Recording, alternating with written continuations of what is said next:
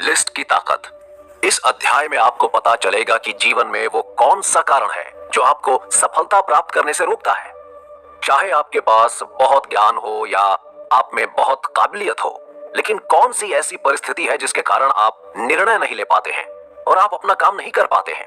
और हम ये भी जानेंगे कि इसके साथ कोई भी व्यक्ति अपने सपनों को हकीकत में कैसे बदल सकता है। भाग 1। यहाँ पर पांडव और कौरव आमने सामने खड़े हैं। कौरवों में दुर्योधन बहुत खुश हो रहा था क्योंकि उसके पास बड़ी सेना थी।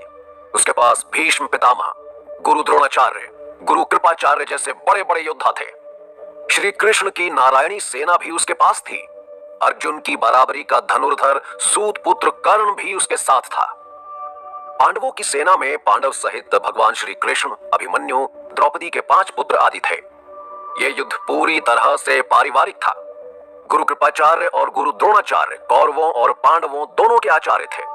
भीष्म पितामह भी कौरवों और पांडवों दोनों के दादाजी थे। साथ ही कौरव और पांडव दोनों चचेरे भाई थे। लेकिन इस युद्ध में हर एक जीतने के इरादे से आया था। रणभूमि में जब शंख बजाया गया तब अर्जुन ने श्री कृष्ण से कहा, भगवान, मेरा रथ रणभूमि के बीचों बीच ले चलो ताकि मैं ये देख सकूं कि हमें किससे युद्ध करना है। ये सुनकर श्री कृष्ण भगवान ने रथ ले जाकर वहां खड़ा कर दिया जहां पर भीष्म पितामह और गुरु द्रोणाचार्य का रथ खड़ा था। गुरु द्रोणाचार्य ने ही अर्जुन को तीर चलाना सिखाया था। ने युद्ध के मैदान में जिधर देखा उधर उसे परिवार वाले ही नजर आ रहे थे। ये देखकर अर्जुन बहुत दुखी हो गए। अर्जुन श्री कृष्ण से बोले, यहाँ तो सभी मेरे सगे संबंधी हैं। मैं अपने ही लोगों को युद्ध में नहीं मार सकता। ये राज्य तो क्या, मुझे अगर तीनों लोक भी मिले तो भी मैं ऐसा युद्ध नहीं करूंगा जिसमें मुझे मेरे अपनों को ही मारना पड़े। इस तरह अर्जुन ने पूरी तरह दुखी होकर अपने आप को कोसते हुए अपना धनुष बाण रख दिया और वापस रथ में जाकर बैठ गए। इसका मतलब ये नहीं कि अर्जुन कौरव की भारी सेना देखकर डर गए थे। वो जानते थे कि उनके बाणों के सामने कोई नहीं टिक सकता, पर अर्जुन अपनों का खून बहाना नहीं चाहते थे, इसलिए वे युद्ध करना नहीं चाहते थे। भाग 2।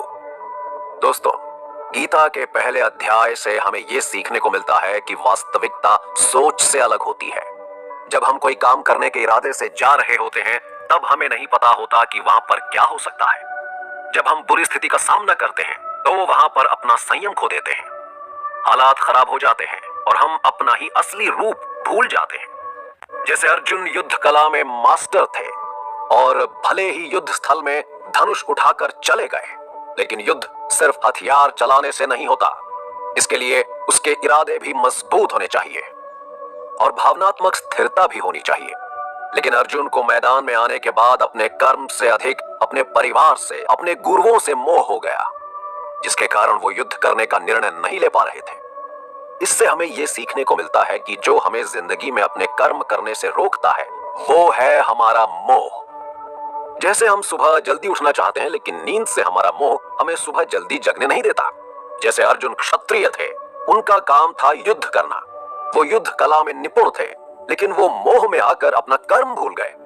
दोस्तों, आपको अगर जीवन में आगे बढ़ना है तो आपको अपने मोह का त्याग करना आना चाहिए। दोस्तों, आप इसे इस तरह समझ सकते हैं कि आप किसी से बहुत ज्यादा प्रेम करते हैं और वो व्यक्ति आपके प्रेम की कदर नहीं करता, तो ऐसे में आपको उसका प्रेम पाने के प्रति मोह नहीं होना चाहिए। दोस्तों, अगर जीवन में किसी भी प्रकार का मोह होगा तो आप अपने जीवन के अर्जुन नहीं बन पाएंगे। अगर आपको अपनी जिंदगी में अर्जुन बनना है तो आपको मोह का त्याग करना आना चाहिए।